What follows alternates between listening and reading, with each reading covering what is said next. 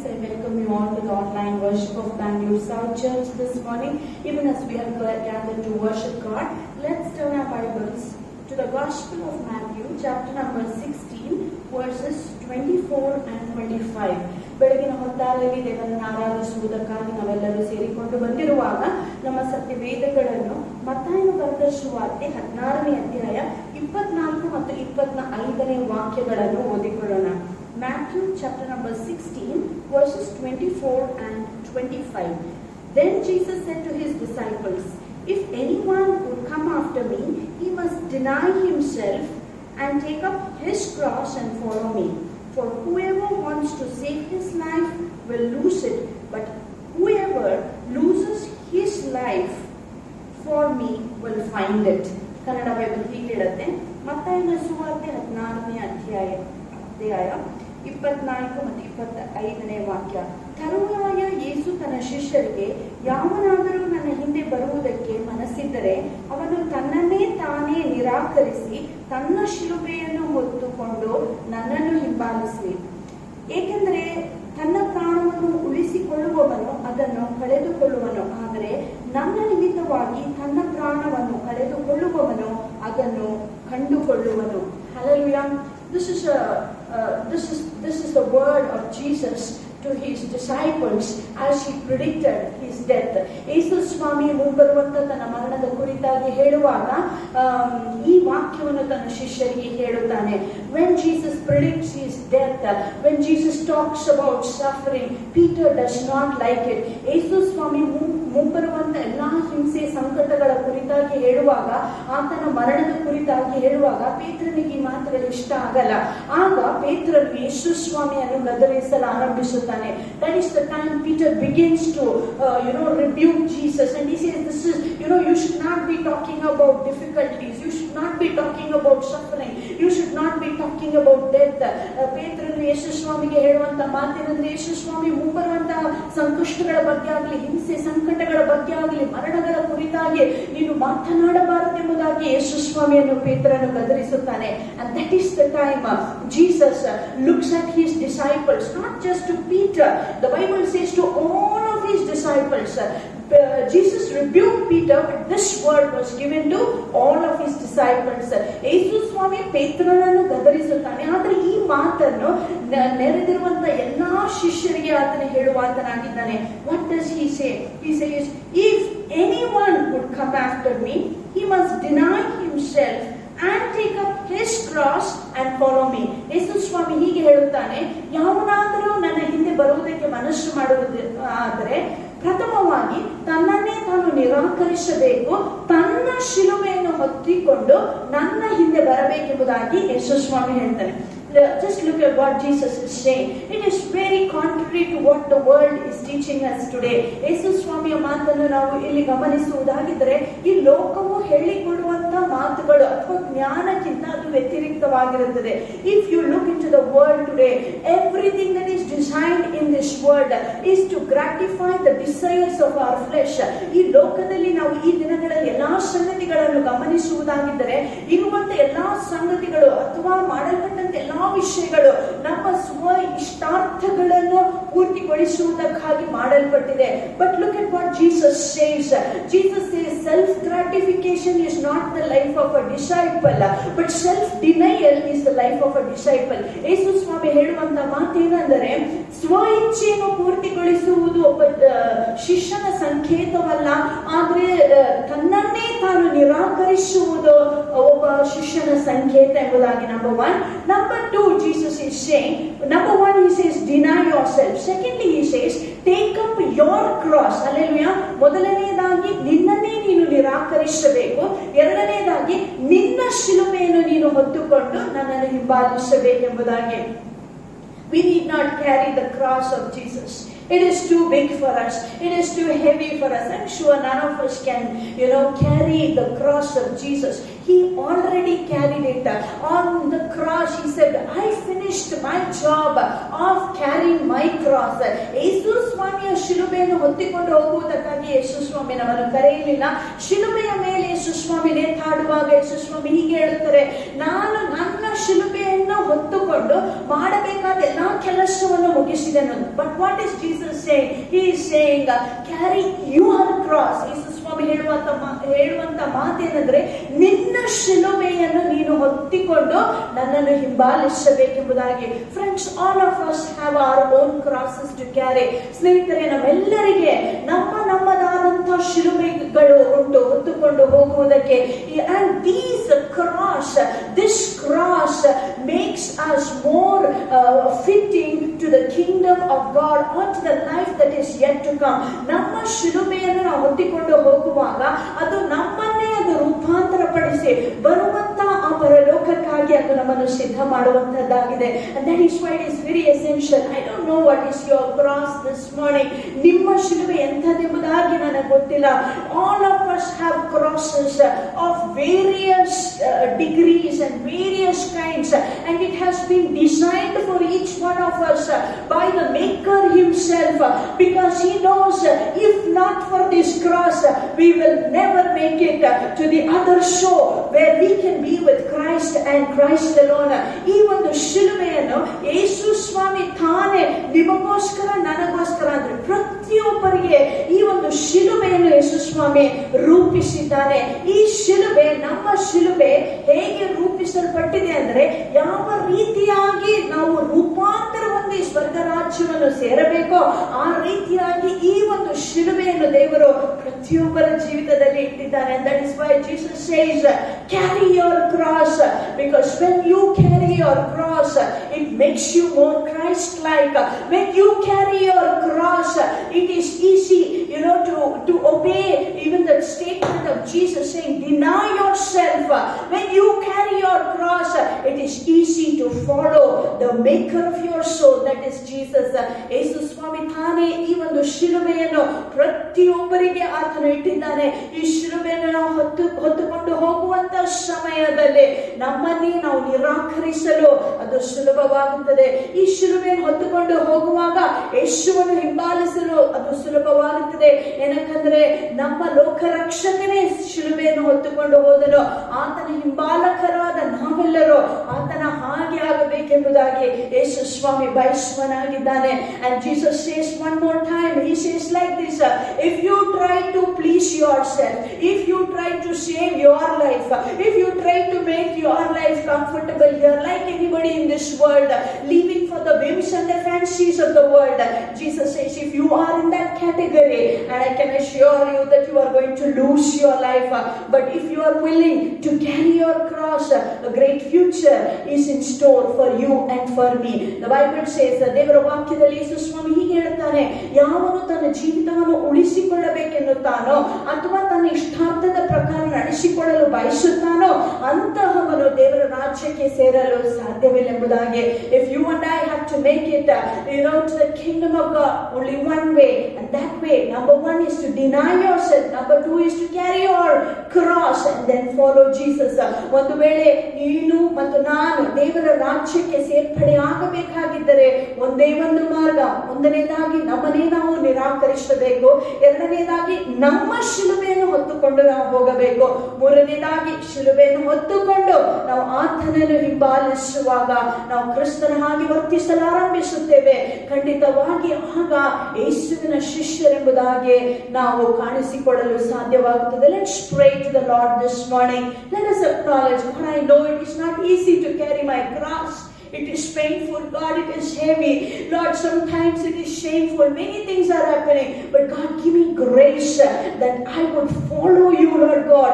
Even if it means carrying the cross daily another gospel, it says, carry your cross daily. Carrying the cross daily is not an easy affair. We need the grace of God upon our life. And let us pray this morning, God, give me enough grace every day, Lord God, that I would deny myself, take up my cross and follow you. ಯೇಸು ಸ್ವಾಮಿಯಲ್ಲಿ ಈ ಬೆಳಗಿನ ಹೊತ್ತಾರೆಯಲ್ಲಿ ನಾವು ಬೇಡಿಕೊಳ್ಳೋಣ. ಯೇಸು ಸ್ವಾಮಿ ನಮಗೆ ಸಹಾಯ ಮಾಡಿರಿ. ನಮ್ಮನ್ನೇ ನಾವು ನಿರಾಕರಿಸುವುದಕ್ಕಾಗಿ ನಮ್ಮ ಶಿಲುಬೆಯನ್ನು ಹೊತ್ತುಕೊಂಡು ನಿನ್ನನ್ನು ಹಿಂಬಾಲಿಸುವುದಕ್ಕಾಗಿ ಸಹಾಯ ಮಾಡುವುದಾಗಿ ಯೇಸುವಿನಲ್ಲಿ ನಾವು ಪ್ರಾರ್ಥನೆ ಮಾಡಿ ಬೇಡಿಕೊಳ್ಳೋಣ.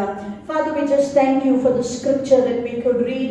Father, we acknowledge before you what you said is not very easy, Lord, to practice by our own strength, but we pray your Holy Spirit, Lord, that you would strengthen us every day of our life, that we would deny ourselves, take up the cross, and Lord, follow you, Lord God, so that we would be disciples, Lord God, of you in this earthly journey. And when we see you face to face, what a joy it will be, because we know, Lord God, Father, that cross, Lord, will be replaced with a great crown, and help us, Lord God, to endure everything, Lord, as we carry that cross, knowing that you will strengthen us, Lord God. You are a faithful God. Help us, Lord God, through this journey. In Jesus' name we pray. Amen. Hallelujah. ಈ ಬೆಳಗಿನ ಹೊತ್ತಾರೆಯಲ್ಲಿ ನಾವು ದೇವರನ್ನು ಸ್ತುತಿಸಿ ಆರಾಧನೆ ಮಾಡುವಾಗ ದೇವರಲ್ಲಿ ನಾವು ಈ ಹಾಡುಗಳ ಮುಖಾಂತರ ಬೇಡಿಕೊಳ್ಳೋಣ. ದೇವರೇ, ಕಷ್ಟಗಳು, ಹಿಂಸೆಗಳು ನನ್ನ ಜೀವಿತದಲ್ಲಿ ಬಂದರೂ ಸ್ವಾಮಿ, ನೀನು ತಾನೇ ನನಗೆ ಎಲ್ಲಾ ಸಮಯದಲ್ಲಿ ಜಯವನ್ನು ಅನುಗ್ರಹಿಸಿ ನಿನ್ನನ್ನು ಹಿಂಬಾಲಿಸಲು ಸಹಾಯ ಮಾಡುವುದಾಗಿ ದೇವರಲ್ಲಿ ನಾವು ಬೇಡಿಕೊಳ್ಳೋಣ.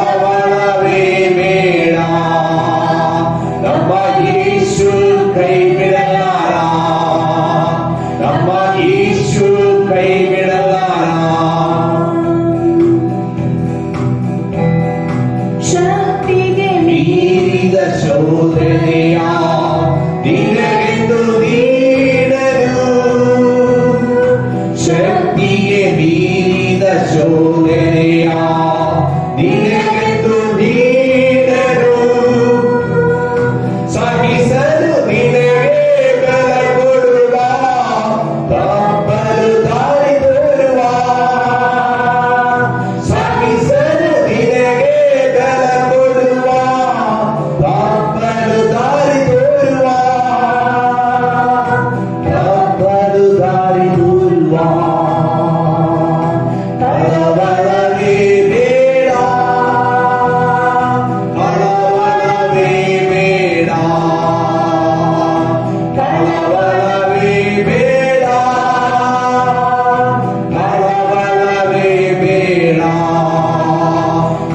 ಯೇಸು ಕೈ ಬಿಡಲಾರ, ನಮ್ಮ ಯೇಸು ಕೈ ಬಿಡಲಾರ.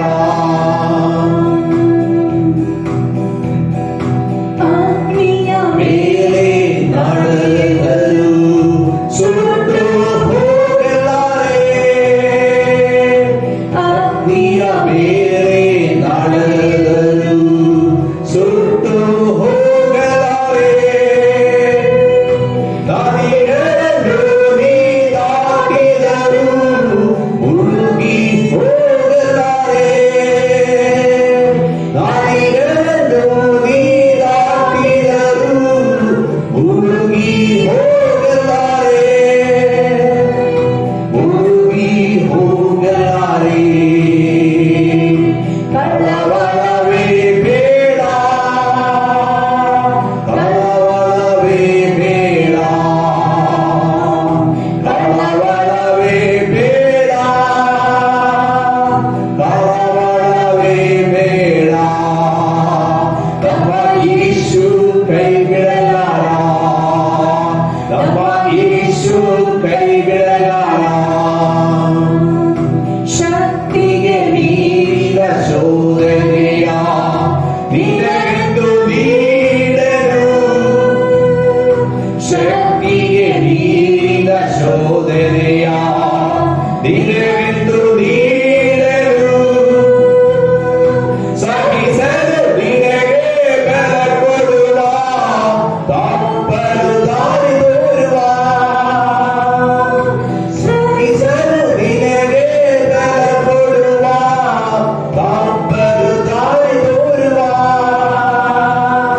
ತಪ್ಪಲು ದಾರಿ ತೋರುವ. ಕಳವಳವೇ ಬೇಡ, ಕಳವಳವೇ ಬೇಡ, ಕಳವಳವೇ ಬೇಡ,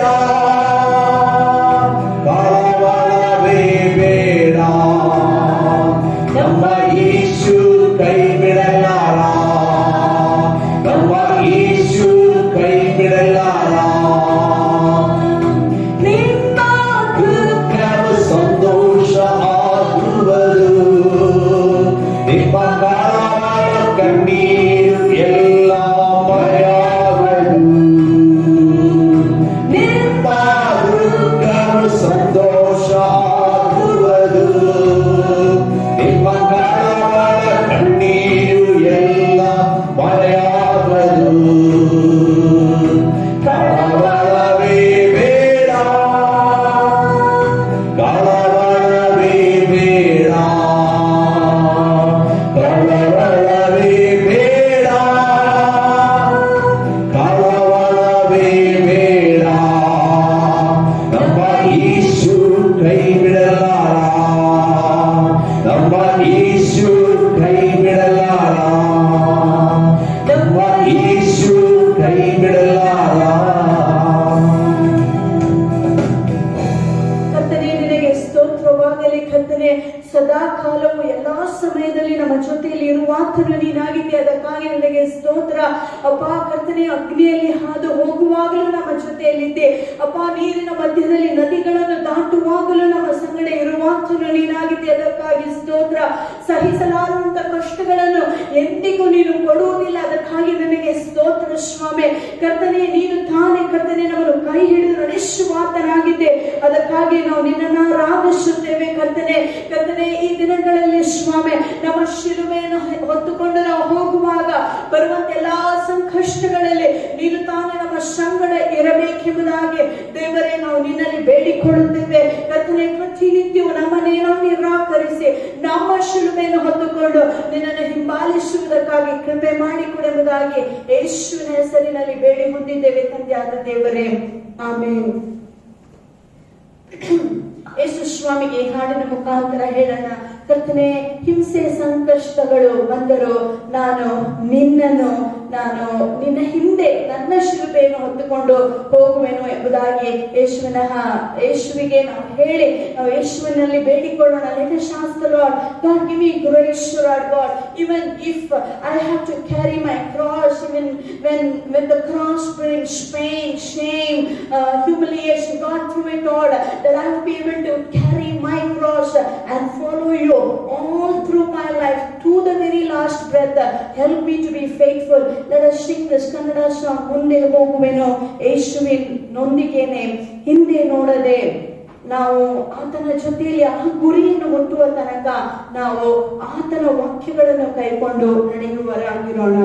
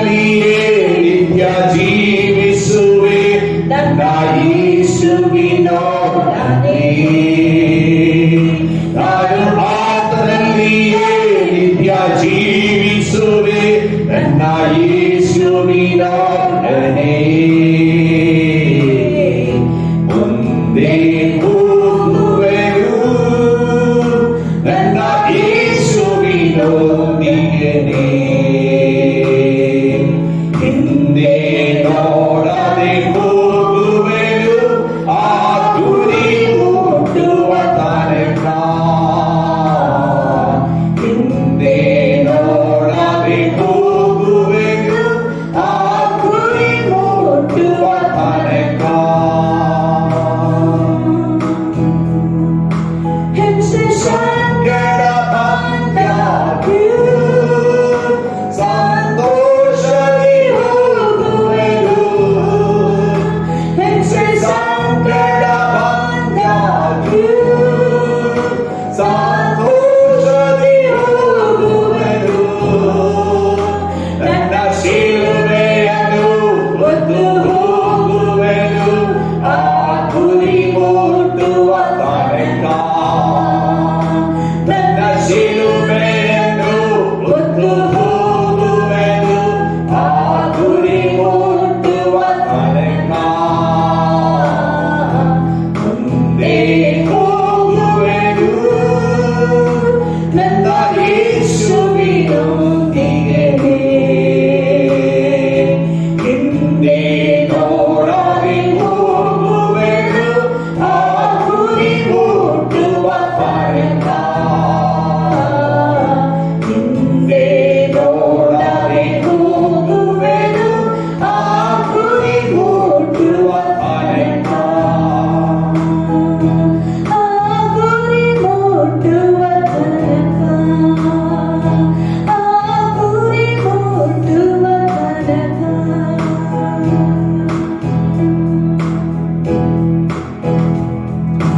Father, help us, Lord, to be fiercely loyal to you through all the fierce trials that come across our life. ನಮ್ಮ ಜೀವಿತದಲ್ಲಿ ಹಿಂಸೆ ಸಂಕಷ್ಟಗಳು ಬಂದಾಗ್ಯೂ ಸ್ವಾಮಿ ಕೊನೆಯ ತನಕ ಪ್ರಾಮಾಣಿಕತೆಯಿಂದ ನಿನ್ನನ್ನೇ ಹಿಂಬಾಲಿಸುವುದಕ್ಕಾಗಿ ನಮ್ಮೆಲ್ಲರಿಗೆ ನೀನು ಸಹಾಯ ಮಾಡುವುದಾಗಿ ನಾವು ನಿನ್ನಲ್ಲಿ ಬೇಡಿಕೊಳ್ಳುತ್ತೇವೆ. Be with us in this morning, Lord. ಕರ್ತನೆ, ಬೆಳಗಿನ ಹೊತ್ತಾರೆಯಲ್ಲಿ ನಮ್ಮ ಸಂಗಡ ನೀನಿರು. In Jesus' name we pray. ಯೇಸು ನಾಮದಲ್ಲಿ ಬೇಡಿಕೊಳ್ಳುತ್ತೇವೆ. Amen. Amen. Good morning, friends. Welcome back to Bangalore South Church. Bengaluru south ಸಭೆಗೆ ನಿಮ್ಮೆಲ್ಲರನ್ನು ಮತ್ತೊಂದು ಸಾರಿ ಆಹ್ವಾನ ಮಾಡುತ್ತೇವೆ. Last week we got the introduction to the book of Exodus. ವಿಮೋಚನಕಾಂಡ ಎಂಬ ಪುಸ್ತಕದ ಪರಿಚಯವನ್ನು ಕಳೆದ ವಾರ ನಾವು ಕಲಿತುಕೊಂಡಿದ್ದೇವೆ. Today we will focus Exodus chapter 1. ಇವತ್ತು ನಾವು ವಿಮೋಚನಕಾಂಡ 1ನೇ ಅಧ್ಯಾಯವನ್ನು ಧ್ಯಾನ ಮಾಡಲಿಕ್ಕಿದ್ದೇವೆ. The Israelites, they traveled all the way due to famine and they ended up in Egypt. ಕ್ಷಾಮದ ನಿಮಿತ್ತವಾಗಿ ಇಸ್ರಾಯೇಲ್ ಜನರು ಅವರು ಪ್ರಯಾಣ ಮಾಡಿ ಐಗುಪ್ತ ದೇಶವನ್ನು ಸೇರಿಕೊಂಡಿದ್ದಾರೆ. The famine was for 7 years. ಈ ಒಂದು ಕ್ಷಾಮವು 7 ವರ್ಷಗಳ ಕಾಲವಿತ್ತು. But even after the famine was over, they never moved back to their land. ಈ ಕ್ಷಾಮ ಮುಗಿದ ನಂತರ ಅವರು ತಮ್ಮ ಸ್ವದೇಶಕ್ಕೆ ಅವರು ಹಿಂತಿರುಗಲಿಲ್ಲ. They felt at home in an unknown land, Egypt. ಐಗುಪ್ತ ದೇಶ ಅಪರಿಚಿತವಾದಂಥ ದೇಶದಲ್ಲಿ ಅವರು ತುಂಬಾ ವಿರಾಮದಲ್ಲಿ ಬದುಕಲಾರಂಭಿಸಿದರು. They enjoyed the best of Egypt. ಐಗುಪ್ತ ದೇಶದ ಉತ್ತಮವಾದ ಎಲ್ಲಾ ಸಂಗತಿಗಳನ್ನು They ಆನಂದಿಸಿದರು. forgot the promise of God. ದೇವರ ಉದ್ದೇಶಗಳನ್ನು ವಾಗ್ದಾನಗಳನ್ನು ಮರೆತರು. And they ended up living there more than 400 years. ಅಲ್ಲಿ ಅವರು 400 ವರ್ಷಗಳ ಕಾಲ ಅಲ್ಲೇ ವಾಸ ಮಾಡಲಾರಂಭಿಸಿದರು. And then God had to allow oppression to get them out back to the promised land. ವಾಗ್ದಾನ ದೇಶಕ್ಕೆ ನಡೆಸುವುದಕ್ಕಾಗಿ ದೇವರು ಅವರ ಜೀವಿತದಲ್ಲಿ ದಬ್ಬಾಳಿಕೆಯನ್ನು ಅನುಮತಿಸುತ್ತಾನೆ. Thank God for the pain. ನೀವು ಈ ನೋವಿಗಾಗಿ ದೇವರಿಗೆ ಸ್ತೋತ್ರ Many ಮಾಡಬಹುದು. times the pains are warning so that we will get back to the plans and purposes of God. ಅನೇಕ ಸಾರಿ ಈ ಕಷ್ಟಗಳು ನಮ್ಮ ಜೀವಿತದಲ್ಲಿ ಬರುವಾಗ ದೇವರ ಉದ್ದೇಶಗಳಿಗೆ ನಾವು ಹಿಂತಿರುಗಿಕೊಳ್ಳುವುದಕ್ಕಾಗಿ ಇದು ಒಂದು ಎಚ್ಚರಿಕೆಯ ಮಾತಾಗಿರುತ್ತದೆ. But pain will not destroy us. ಆ ಒಂದು ನೋವು ನಮ್ಮನ್ನು ಹಾಳು ಮಾಡುವುದಿಲ್ಲ. Pain will help us to move forward in the purposes of God. ಈ ನೋವಿನ ಮುಖಾಂತರ ನಾವು ದೇವರ ಉದ್ದೇಶಗಳಲ್ಲಿ ಕಾಲಿಡಲು Let us ಆರಂಭಿಸುತ್ತೇವೆ. read verse 7, verse 12 and verse 20. 7ನೇ ವಾಕ್ಯ 12ನೇ ವಾಕ್ಯ ಮತ್ತು 20ನೇ ವಾಕ್ಯವನ್ನು ನಾವು ಓದಿಕೊಳ್ಳೋಣ. But the Israelites were fruitful and multiplied greatly and became exceedingly numerous, so that the land was filled with them. ಆದರೆ ಇಸ್ರಾಯೇಲಿನ ಮಕ್ಕಳು ಅತ್ಯಧಿಕವಾಗಿ ಅಭಿವೃದ್ಧಿಯಾಗಿ ಹೆಚ್ಚಿ ಹರಡಿಕೊಂಡು ಬಲಗೊಂಡರು, ಆದ್ದರಿಂದ ಆ ದೇಶವು ಅವರಿಂದ ತುಂಬಿತು. Verse 12. 12ನೇ But the ವಾಕ್ಯ. more they were oppressed, the more they multiplied and spread. So the Egyptians came to dread the Israelites and worked them ruthlessly. ಆದರೆ ಇವರು ಅವರನ್ನು ಎಷ್ಟು ಶ್ರಮಪಡಿಸಿದರೋ ಅಷ್ಟೇ ಅಧಿಕವಾಗಿ ಅವರು ಹೆಚ್ಚಿ ಹರಡಿಕೊಂಡರು. ಐಗುಪ್ತ್ಯದವರು ಇಸ್ರಾಯೇಲರ ಬಗ್ಗೆ ಭಯದಿಂದ ಹೆದರಿದವರಾದರು. Verse 20. 20ನೇ So ವಾಕ್ಯ. God was kind to the midwives, and the people increased and became even more numerous. ಆದ್ದರಿಂದ ದೇವರು ಸೂಲಗಿತ್ತಿಯರಿಗೆ ಒಳ್ಳೆಯದನ್ನು ಮಾಡಿದನು, ಇದಲ್ಲದೆ ಜನರು ಹೆಚ್ಚಾಗಿ ಬಹು ಬಲಗೊಂಡರು. The more they were oppressed, more they multiplied. ಎಷ್ಟು ಹೆಚ್ಚಾಗಿ ಅವರು ದಬ್ಬಾಳಿಸಲ್ಪಟ್ಟರೋ ಅಷ್ಟು ಅಧಿಕವಾಗಿ ಅವರು ಬೆಳೆದರು. And that's what we study today, growth in spite of oppression. ಇವತ್ತು ನಾವು ಕೇಳುವಂತ ಸಂದೇಶ ಅದೇ ಆಗಿರುತ್ತದೆ, ದಬ್ಬಾಳಿಕೆ ಇದ್ದರೂ ಬೆಳವಣಿಗೆ ಉಂಟಾಯಿತು. Verses 1 to 7 talks about the insignificant 70.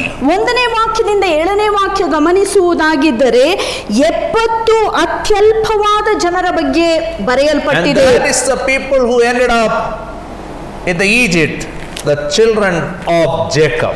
ಇವರೆಲ್ಲರೂ ಯಾಕೋಬನ ಮಕ್ಕಳಾಗಿದ್ದರು, ಇವರೆಲ್ಲರೂ ಐಗುಪ್ತ ದೇಶಕ್ಕೆ ಬಂದರು. Genesis 46, 8 to 27 talks about them. ಆದಿಕಾಂಡ ಪುಸ್ತಕ 46ನೇ ಅಧ್ಯಾಯ 8ನೇ ವಾಕ್ಯದಿಂದ 27ನೇ ವಾಕ್ಯದವರೆಗೆ ಇವರ ಪರಿಚಯ ಅಥವಾ ಇವರ ಬಗ್ಗೆ ಹೇಳಲ್ಪಟ್ಟಿದೆ. Including Joseph's family, they were 70. They came for financial security and social freedom. ನಾವು ನೋಡುತ್ತೇವೆ ಯೋಸೇಫನ ಕುಟುಂಬವನ್ನು ಸೇರಿಸಿ ಅಲ್ಲಿ 70 ಜನರು ಇಸ್ರಾಯೇಲ್ದವರಾಗಿದ್ದರು. ಅವರು ಐಗುಪ್ತ ದೇಶಕ್ಕೆ ಬಂದಂತ ಕಾರಣ ಪ್ರಥಮವಾಗಿ ಆರ್ಥಿಕ ಭದ್ರತೆಯನ್ನು ಹೊಂದಿಕೊಳ್ಳುವುದಕ್ಕೆ, ಎರಡನೇದಾಗಿ ಸಾಮಾಜಿಕ ಸ್ವತಂತ್ರವನ್ನು ಪಡೆದುಕೊಳ್ಳುವುದಕ್ಕೆ ಇಲ್ಲಿ ಬರುತ್ತಾರೆ. They were just migrants. They want to overcome famine. Because of survival they came, but God sustained them. God multiplied them, and they were the nucleus, and they became a strong force in a foreign land. ಕ್ಷಾಮದ ನಿಮಿತ್ತವಾಗಿ ಈ 70 ಜನರು ಈ ಐಗುಪ್ತ ದೇಶಕ್ಕೆ ಅವರು ಬರುತ್ತಾರೆ. ಐಗುಪ್ತ ದೇಶಕ್ಕೆ ಅವರು ಭದ್ರತೆಯನ್ನು ಹುಡುಕುವುದಕ್ಕಾಗಿ ಅನ್ನಾಹಾರವನ್ನು ಬಯಸುತ್ತಾ ಅಲ್ಲಿ ಬಂದು ಅಲ್ಲಿ ಅವರು ವಾಸಿಸಲಾರಂಭಿಸುತ್ತಾರೆ. ಆದರೆ ದೇವರ ಆಲೋಚನೆಯಲ್ಲಿ ನೋಡುವುದಾಗಿದ್ದರೆ ಒಂದು ದೊಡ್ಡ ದೇಶಕ್ಕೆ ಇವರೇ ಒಂದು ಚಿಕ್ಕ ಪ್ರಾರಂಭವಾಗಿ ಅಲ್ಲಿ ವಾಸವಾಗಿದ್ದರು. Many times we think we will multiply it in promised land, but God's plans reminds us we multiply in hostile land. ನಾವು ಅನೇಕ ಸಾರಿ ಅಂದುಕೊಳ್ಳುತ್ತೇವೆ ವಾಗ್ದಾನ ದೇಶಕ್ಕೆ ನಾವು ಸೇರಿಕೊಳ್ಳುವಾಗ ನಮಗೆ ಅಭಿವೃದ್ಧಿ ಬರುತ್ತದೆ ಎಂಬುದಾಗಿ. ಆದರೆ ದೇವರ ಆಲೋಚನೆಗಳು ವ್ಯತಿರಿಕ್ತವಾಗಿರುತ್ತದೆ. ನಾವು ಈ ಒಂದು ದಬ್ಬಾಳಿಕೆಯಲ್ಲಿ ಬದುಕುವಂಥ ವೇಳೆಯಲ್ಲಿ ನಾವು ಏಳಿಗೆ ಮತ್ತು ಅಭಿವೃದ್ಧಿಯನ್ನು ನೋಡುವುದಕ್ಕೆ In ಸಾಧ್ಯವಾಗುತ್ತದೆ. the starting there were financial security, there was social freedom, they had a grand welcome in Egypt, but everything never lasted. They were oppressed, they were exploited, but these aliens kept multiplying, and one day they got out of Egypt. ನಾವು ನೋಡುತ್ತೇವೆ ಆದಿ ಕಾಲದಲ್ಲಿ ಪ್ರಾರಂಭದಲ್ಲಿ ಈ 70 ಜನರು ಐಗುಪ್ತ ದೇಶಕ್ಕೆ ಬಂದಾಗ ಅವರಿಗೆ ರಾಜರ ಆಗಮನವು ಅಲ್ಲಿ ಸಿಕ್ಕಿತು. ಅವರು ಅಲ್ಲಿಗೆ ಒಂದು ಆರ್ಥಿಕ ಭದ್ರತೆಯನ್ನು ಅಲ್ಲಿ ಪಡೆದುಕೊಂಡರು, ಸಾಮಾಜಿಕ ಸ್ವತಂತ್ರವನ್ನು ಅವರು ಅಲ್ಲಿ ಕಂಡುಕೊಂಡರು. ಆದರೆ ಈ ಒಂದು ಸ್ವತಂತ್ರವು ಅಧಿಕವಾಗಿ ಅವರ ಜೀವಿತ ದೀರ್ಘಕಾಲ ಇರಲಿಲ್ಲ. ಕ್ರಮೇಣವಾಗಿ ನಾವು ನೋಡುತ್ತೇವೆ ಇವರೆಲ್ಲರೂ ಆ ದೇಶದಲ್ಲಿ ವಿದೇಶಿಯರಂತೆ ಶೋಷಣೆಗೆ ಮತ್ತು ದಬ್ಬಾಳಿಕೆಗೆ ಅವರು ಒಳಪಡಿಸಲ್ಪಟ್ಟರು. Their youth icon Joseph, he named his son Ephraim, means fruitfulness in a foreign land. ಅವರ ನಾಯಕನಾದಂಥ ಯೋಸೇಫನು ತನ್ನ ಮಗನಿಗೆ ಹೆಸರಿಡುವಾಗ ಇಫ್ರೇಮ್ ಎಂಬುದಾಗಿ ಆತನನ್ನು ಕರೆಯುತ್ತಾನೆ. ಇಫ್ರೇಮ್ ಎಂಬುದಾಗಿ ಹೇಳುವಾಗ ಪರದೇಶದಲ್ಲಿ ಒಂದು ಫಲಪ್ರದತೆ ಎಂಬ ಅರ್ಥವಾಗಿರುತ್ತದೆ. And same thing Moses did. He named his son Gershom, means foreigner in a foreign land. ಅದೇ ರೀತಿಯಾಗಿ ಮೋಶೆಯು ಸಹ ತನ್ನ ಮಗನಿಗೆ ಹೆಸರಿಡುವಾಗ ಗೆರ್ಶೋಮ್ ಎಂಬುದಾಗಿ ಇಡುತ್ತಾನೆ. ಗೆರ್ಶೋಮ್ ಎಂಬ ಹೆಸರಿನ ಅರ್ಥ ವಿದೇಶದಲ್ಲಿ ವಿದೇಶಿಯಾಗಿ ನಾನಿದ್ದೇನೆ. We may be just 70 people.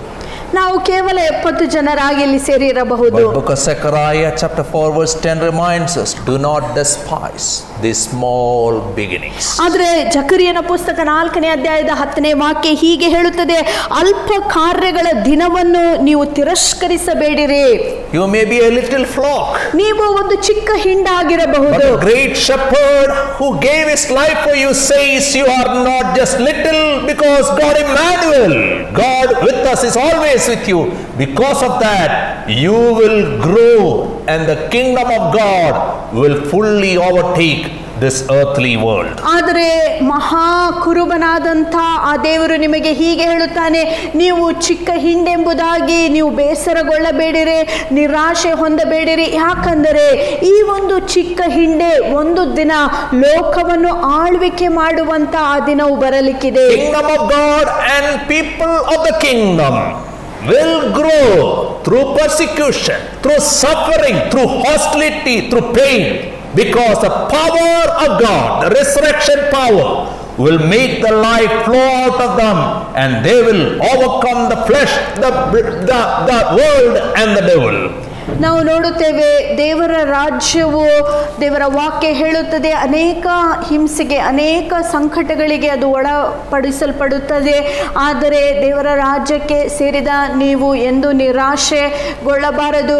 ಯಾಕಂದರೆ ದೇವರು ತಾನೇ ಅಲ್ಪಸಂಖ್ಯಾತ ನಿಮಗೆ ಕೃಪೆಯನ್ನು ಕೊಟ್ಟು ಸೈತಾನನನ್ನು, ಸ್ವ ಇಚ್ಛೆಗಳನ್ನು ಮತ್ತು ಈ ಲೋಕವನ್ನು ಜಯಿಸಲು ಕೃಪೆ ಕೊಡುವಾತನಾಗಿದ್ದಾನೆ. 70 people who are just migrants, who are nobodies, after 400 years they became 20 lakh people.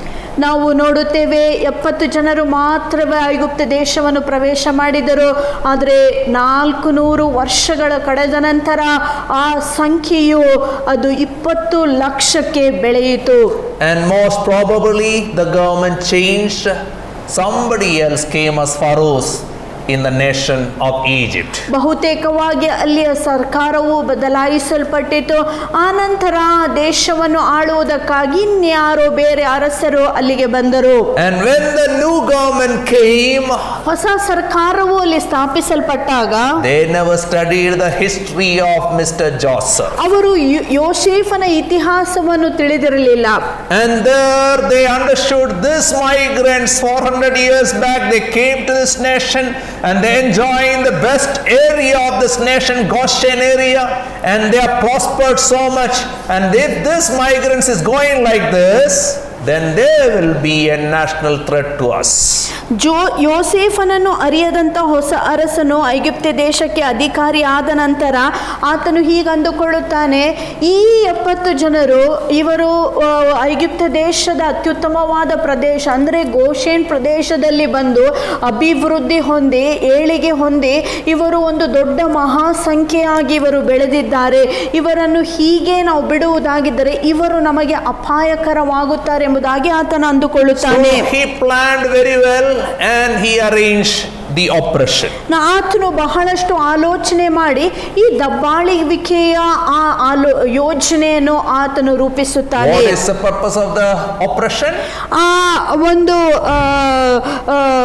ದಬ್ಬಾಳಿಕೆಯ ಉದ್ದೇಶವೇನಾಗಿತ್ತು? It's only all about population control. ಅದು ಮಾಡಬೇಕಾದದ್ದು ಒಂದೇ, ಏನೆಂದರೆ ಜನಸಂಖ್ಯೆಯನ್ನು ತಡೆಗೊಳಿಸಬೇಕೆಂಬುದಾಗಿ. Take away the citizenship of these minorities and make them slaves, put them into forced labor and tougher conditions, and even possible abort all the boy children so that the population will be controlled. ಅವರ ಉದ್ದೇಶ ಇಷ್ಟೇ ಆಗಿತ್ತು, ಇವರಲ್ಲಿರುವಂಥ ಎಲ್ಲ ಸೌಕರ್ಯಗಳನ್ನು ನಾವು ತೆಗೆದುಹಾಕಿ ಇವರನ್ನು ಗುಲಾಮರನ್ನಾಗಿ ಮಾಡಬೇಕು, ಇವರನ್ನು ಬಿಟ್ಟಿ ಕೆಲಸಕ್ಕಾಗಿ ಉಪಯೋಗಿಸಬೇಕು. ಸಾಧ್ಯವಾಗಿದ್ದರೆ ಗಂಡು ಮಕ್ಕಳು ಹುಟ್ಟಿದ ಸಮಯದಲ್ಲಿಯೇ ಗಂಡು ಮಕ್ಕಳನ್ನು ಸಾಯಿಸಬೇಕೆಂಬುದಾಗಿ ಆಲೋಚನೆ ಮಾಡಿದರು. Verse 8, then a new king who did not know about Joseph came to power in Egypt. Look, he said to his people, the Israelites have become much too numerous for us. Come, we must deal shrewdly would leave with them, or they will become even more numerous. And if war breaks out, will join our enemies, fight against us, and leave the country. ಆಗ ಯೋಸೇಫನನ್ನು ಅರಿಯದ ಹೊಸ ಅರಸನು ಈಜಿಪ್ಟಿನಲ್ಲಿ ಅಧಿಕಾರಕ್ಕೆ ಬಂದನು. ಅವನು ತನ್ನ ಜನರಿಗೆ, ಇಸ್ರಾಯೇಲರು ನಮಗಿಂತ ಹೆಚ್ಚು ಬಲವುಳ್ಳವರಾಗಿದ್ದಾರೆ, ಬನ್ನಿ ಅವರು ಹೆಚ್ಚಾಗದ ಹಾಗೆ ನಮಗೆ ಯುದ್ಧ ಸಂಭವಿಸಿದರೆ ಅವರು ನಮ್ಮ ಶತ್ರುಗಳ ಸಂಗಡ ಕೂಡಿಕೊಂಡು ನಮಗೆ ವಿರೋಧವಾಗಿ ಯುದ್ಧ ಮಾಡಿ ದೇಶವನ್ನು ಬಿಟ್ಟು ಹೋಗದ ಹಾಗೆಯೇ ಅವರೊಂದಿಗೆ ಬುದ್ಧಿವಂತಿಕೆಯಿಂದ ವರ್ತಿಸೋಣ ಎಂದನು. When we study Genesis 37:28, we will see that Joseph came as a commodity and he ended up as a powerful main voice in Israel. ಆದಿಕಾಂಡ ಪುಸ್ತಕ 37ನೇ ಅಧ್ಯಾಯದ 28ನೇ ವಾಕ್ಯವನ್ನು ನಾವು ಓದುವುದಾಗಿದ್ದರೆ ನಾವು ನೋಡುತ್ತೇವೆ, ಯೋಸೇಫನು ಐಗುಪ್ತ ದೇಶಕ್ಕೆ ಒಂದು ಉಪಯುಕ್ತವಾದ ವಸ್ತುವಾಗಿ ಅಲ್ಲಿಗೆ ಬರುತ್ತಾನೆ. ಆದರೆ ಆತನ ಮುಂದಿನ ಜೀವಿತದಲ್ಲಿ ಆತನು ಒಂದು ಬಲವಾದ ಅಧಿಕಾರಿಯಾಗಿ ಮಾರ್ಪಾಟನ್ನು ಹೊಂದುತ್ತಾನೆ. A voiceless thing to a powerful voice in the land of Egypt. ಐಗುಪ್ತ ದೇಶದಲ್ಲಿ ಆತನು ಬಂದಾಗ ಆತನ ಒಂದು ವಸ್ತು ಹಾಗೆ ಆತನಿಗೆ ಯಾವ ಸ್ವರ ಸಹ ಇರಲಿಲ್ಲ. ಆದರೆ ಈತನೇ ಕೆಲವು ದಿನಗಳಾದ ನಂತರ ಆ ಒಂದು ದೇಶದ ಅಧಿಕಾರಿಯಾಗಿ ಆತನು ಆ ಸ್ಥಳಕ್ಕೆ ಬರುತ್ತಾನೆ. Remember always, we can't take our riches for granted. ಯಾವಾಗಲೂ ನಾವು ನೆನಪಿನಲ್ಲಿಟ್ಟುಕೊಳ್ಳಬೇಕು, ನಮಗೆ ಐಶ್ವರ್ಯ ಇದೆ ಎಂಬುದಾಗಿ ನಾವು ಅಹಂಕಾರ ಪಡಲು ಸಾಧ್ಯವಾಗಲ್ಲ. Abraham was super rich. He had 318 home brought up servants. ಅಬ್ರಹಾಮನ ಜೀವಿತ ನೋಡುವುದಾಗಿದ್ರೆ ಆತನು ಒಬ್ಬ ಐಶ್ವರ್ಯವಂತನಾಗಿದ್ದನು. ಆತನ ಮನೆಯಲ್ಲೇ 318 ಆಳುಗಳಿದ್ದವು. But one day everything is stripped off and the decree came from the new Pharaoh and they were reduced to zeros, the slaves.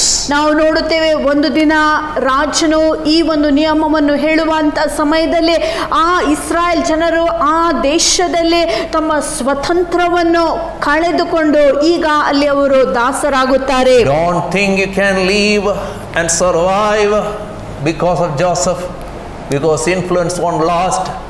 One day things will change. Unless and until you and me learn to trust God, we can't survive in hostile world. ನೀವು ಅಂದುಕೊಳ್ಳಬೇಡಿರಿ, ಯೋಸೇಫನ ಹೆಸರನ್ನು ಉಪಯೋಗಿಸಿಕೊಂಡು ನಾವು ಹೇಗಾದರೂ ಬದುಕಬಹುದೆಂಬುದಾಗಿ ನಾವು ನೋಡುತ್ತೇವೆ. ಇಸ್ರಾಯೇಲ್ ಜನರ ಜೀವಿತಗಳಲ್ಲಿ ಆ ಒಂದು ಯೋಸೇಫನ ಪ್ರಭಾವವು ಕಾರ್ಯ ಸಾಧಿಸಲಿಲ್ಲ. ಆ ಸಮಯದಲ್ಲಿ ಅವರು ಕರ್ತನ ಮೇಲೆ ಅವರು ಅವಲಂಬಿಸಿಕೊಳ್ಳಬೇಕಾಗಿತ್ತು. ಕಷ್ಟಕಾಲ ಬರುವಂತ ಸಮಯದಲ್ಲಿ ಪ್ರಭಾವದ ಮೇಲೆ, ಐಶ್ವರ್ಯದ ಮೇಲೆ ನಂಬಿಕೆ ಇಡಲು ಸಾಧ್ಯವಾಗುವುದಿಲ್ಲ. ನಾವು ಕರ್ತನಲ್ಲಿಯೇ ನಂಬಿಕೆ ಇಡಬೇಕು. God is not looking for men and women of ability, reputation and riches, but God is looking for men and women who is known for their total dependence on him. ದೇವರಾದರೂ ಆತನು ಬಲಿಷ್ಠರನ್ನು ಅಥವಾ ಸಾಮರ್ಥ್ಯ ಉಳ್ಳವರನ್ನು ಅಥವಾ ಪ್ರಭಾವಶಾಲಿಯನ್ನು ಹುಡುಕುವಂಥ ದೇವರಲ್ಲ. ಆದರೆ ಯಾರ್ಯಾರು ಆತನ ಮೇಲೆ ಸಂಪೂರ್ಣವಾಗಿ ಆತುಕೊಂಡಿದ್ದಾರೋ ಅಂಥವರನ್ನೇ ದೇವರು ಹುಡುಕುವಾತನಾಗಿದ್ದಾನೆ. The new king who took over the old kingdom, he said, these people will join with our enemies. They can be a national threat, but then we have something in them. We can exploit them. They will be useful to build our economy.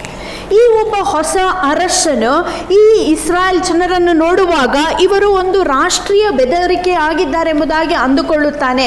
ಅದೇ ಸಮಯದಲ್ಲಿ ಆತನ ಮನಸ್ಸಿನಲ್ಲಿ ಇನ್ನೊಂದು ಆಲೋಚನೆ ಬರುತ್ತದೆ.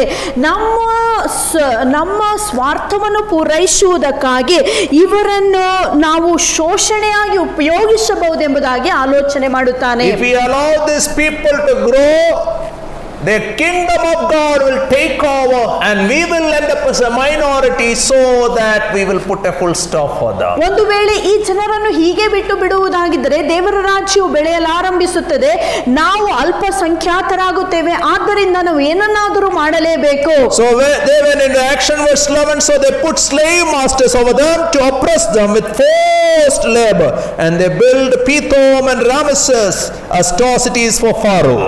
ಆಗ ಅವರನ್ನು ತಮ್ಮ ಬಿಟ್ಟಿ ಕೆಲಸಗಳಿಂದ ಶ್ರಮಪಡಿಸುವ ಹಾಗೆ ಬಿಟ್ಟಿ ಕೆಲಸ ಮಾಡುವ ಮುಖ್ಯಸ್ಥರು ಅವರ ಮೇಲೆ ನೇಮಿಸಿದರು.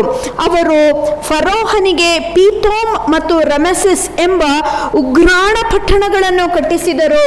Joseph introduced storehouses, and now his people, now they are slaves building up the storehouses.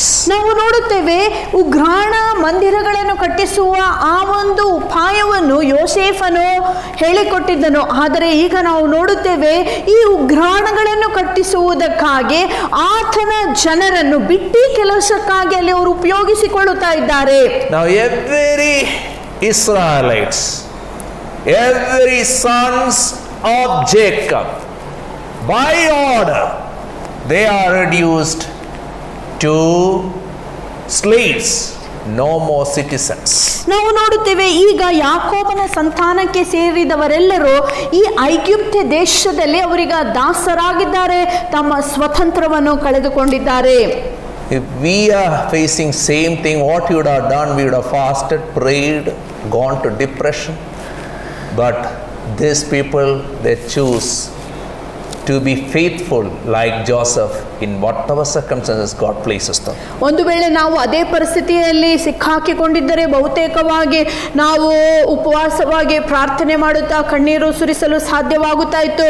ಆದರೆ ಈ ಜನರನ್ನು ನಾವು ಗಮನಿಸುವಾಗ ನಾವು ನೋಡುತ್ತೇವೆ ಯೋಸೇಫನ ಹಾಗೆ ಅವರು ಸಹ ಪ್ರಾಮಾಣಿಕತೆಯಿಂದ ನಂಬಿಗಸ್ತಿಕೆಯಿಂದ ತಮ್ಮ ಕೆಲಸಗಳನ್ನು ಅಲ್ಲಿ ಮಾಡಲಾರಂಭಿಸಿದರು. They adapted to their new rules. ಅವರು ತಮ್ಮ ಹೊಸ ಗುರುತಿಗೆ ಅವರು ತಮ್ಮನ್ನೇ ತಾವು ಒಳಪಡಿಸಿಕೊಂಡರು. Verse 12 says, 12ನೇ ವಾಕ್ಯ ಹೀಗೆ ಹೇಳುತ್ತದೆ, but the more they were oppressed, the more they multiplied and spread. So the Egyptians came to dread the Israelites and worked them ruthlessly. ಆದರೆ ಇವರು ಅವರನ್ನು ಎಷ್ಟೇ ಶ್ರಮಪಡಿಸಿದರೋ ಅಷ್ಟು ಅಧಿಕವಾಗಿ ಅವರು ಹೆಚ್ಚಿ ಹರಡಿಕೊಂಡರು. ಈಜಿಪ್ಟಿನವರು ಇಸ್ರಾಯೇಲರ ಬಗ್ಗೆ ಭಯದಿಂದ ಹೆದರಿದವರಾದರು. Everything break down. ಎಲ್ಲಾ ಕಡೆಯಲ್ಲಿಯೂ ಮುರಿದಂತ ಸನ್ನಿವೇಶ When they ಬರುವಾಗ lost their citizenship, ಅವರು ತಮ್ಮ ಆ ಒಂದು ರಾಯಭಾರಿಕೆಯನ್ನೇ ಕಳೆದುಕೊಂಡಾಗ still thrived ಅವರು ಅಲ್ಲಿ ಇನ್ನೂ ಬೆಳೆದರು. because they decided to adapt to the rules. ಯಾಕಂದ್ರೆ ಅವರಿಗೆ ಕೊಡಲ್ಪಟ್ಟಂತ ನಿಯಮಗಳನ್ನು ಪಾಲಿಸುವುದಕ್ಕೆ ಅವರು They ತೀರ್ಮಾನಿಸಿಕೊಂಡಿದ್ದರು. understood these people are going to stop the population, but they decided to multiply.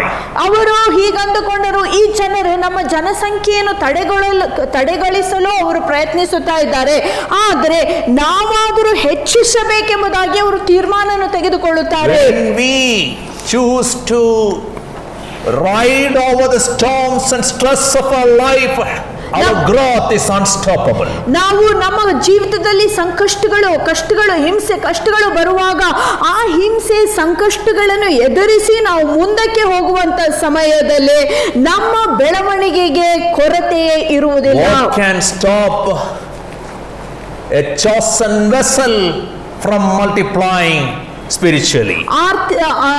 ಒಂದು ಆರಿಸಿಕೊಳ್ಳಂತ ಆ ಒಂದು ಪಾತ್ರೆಯ ಬೆಳವಣಿಗೆಯನ್ನು ನಿಲ್ಲಿಸುವುದಕ್ಕೆ ಯಾರಿಂದ ಆದೀತು?